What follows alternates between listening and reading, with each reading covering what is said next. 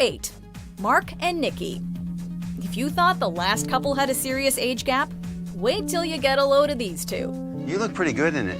Thank you so much, but I need to learn how to drive. Well, no, you can drive me home. 58-year-old Mark met 19-year-old Nikki on an online dating site, and it wasn't long before she moved from the Philippines to live in America with him. The real problem in this relationship was Mark.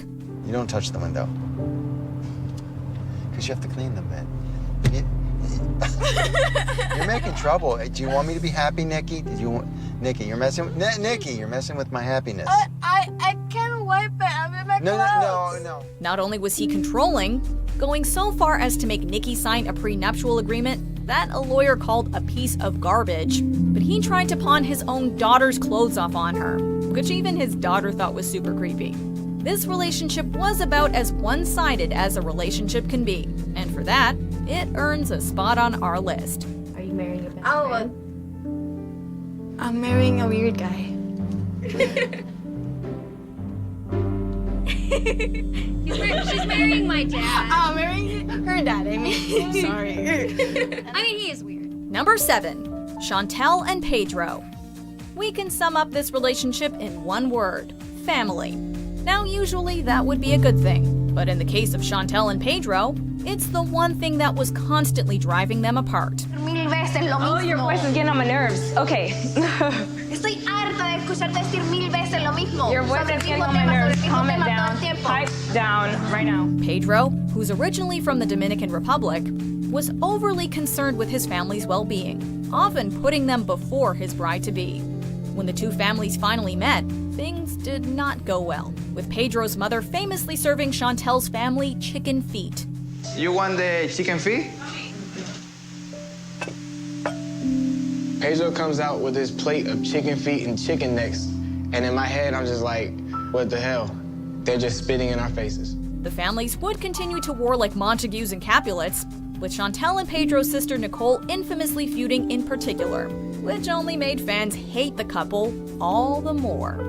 Chantel tells us that you, when she left out the door, said, good and Thank God. thank God para ti. Sí. ¿De qué ella habla? Number 6. David and Annie. There were red flags in this relationship from the start, what with David's lack of funds, drinking problem, and mooching habits. The 48-year-old American met the much younger Annie while living in Thailand, and despite having no money, was able to borrow enough off his friend Chris to make Annie his wife. If you want somebody that already has $1 million in the bank, I'm sorry, I don't. Yeah, every lady wants. Yes. And you sure you can take care I'm of sure as hell me? we're gonna try. Yes. Yeah, like we said, flags. Things only got worse once the two got to America, with David's drinking problem continuing to cause issues. I don't like when he drunk. I feel bad. I feel so sad. I don't know why he do that to me. It's my first time in America and he should control himself. The fact that Annie appears to be an incredibly sweet young woman only makes it harder to watch, and we hope for her sake that she comes to her senses sooner rather than later. David, he's the just old father. We have to get ready, we have to go, so much. He's not perfect. He's not handsome. Number 5. Darcy and Jesse. This couple appeared on the first 2 seasons of the 90 Day Fiancé spin-off before the 90 days. However, just because a couple is brought back for an additional season does not necessarily mean they're fan favorites. What photo did you have on your dating profile? From what I remember, Paul and Karine had built-in issues due to their lack of a common tongue, and focus on the former's bizarre behavior.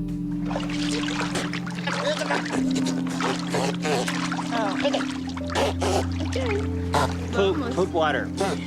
Upon arriving in Brazil, Paul was quick to demonstrate a stunning lack of empathy for Karine's culture. He straight up refused to learn Portuguese and often acted in a controlling manner towards his girlfriend. So you're suggesting that I've had sex with other men? Oh, and to top it all off, he was hiding a criminal past from her the whole time. Everything about this relationship was cringeworthy, From Paul's swimming condom to his insanely awkward marriage proposal. Number 2. Nicole and Azan. Quit. How this couple made it onto not 1, but 2 seasons of 90 Day Fiancé, we will never understand. There's some stuff I wanted to change up, like to go to gym and like to not be lazy. I'm not lazy. Sometimes you are. Their relationship was dysfunctional for a multitude of reasons, not the least of which was Nicole's outright refusal to change. She never attempted to learn more about Azan's culture or religious customs, and openly scoffed at things that confused or irritated her about them. Oh, and let's not forget the time she promised Azan she'd try to lose weight, after he called her lazy. Also not great, but still had a secret stash of junk food hidden away. You're just lazy. That's why you're lazy. I know that I'm not perfect, but also she promised that she will be different and be healthy and eat good food. Nicole was hard to watch on a weekly basis. Before we unveil our top pick, here are some dishonorable mentions. I really want to propose to Abby before I leave here. But I still question her relationship with her ex-boyfriend, Chris. Until my questions are answered, I can't, in good conscience, ask her to marry me. We can discuss it when the time comes because it just makes me angry. I'm not taking you to Spain. I'm asking you to like just go to another state. Then I see a picture of a woman with his son. This was his son's mother, very much alive and not dead. I reached out to her and she told me that Loa was in Vietnam studying business. And that is when I realized that I've been catfished. You're just crazy. Can I say one thing to you without you spinning it around right back on me? I'm just saying that you just need to stop being spiteful. I heard you the didn't first mean time in a you bad said way. that. Where am I? Maybe level 2? No. 3? You are equal footing with my daughter. No, that's not priority means. Because she is family too. That's not priority means. Priority always number 1. Number 1. Mohammed and Danielle. She hide things on me just because she's worried that I will leave, and I feel seem like it's impossible to change it. I think that I'm wasting my time. Of all the untrustworthy people to appear on 90 Day Fiancé and its spin-offs, it's Mohammed that comes out on top, hands down.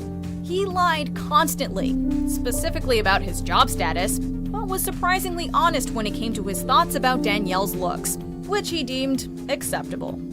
I like Danielle because she's honest. She's caring about me a lot.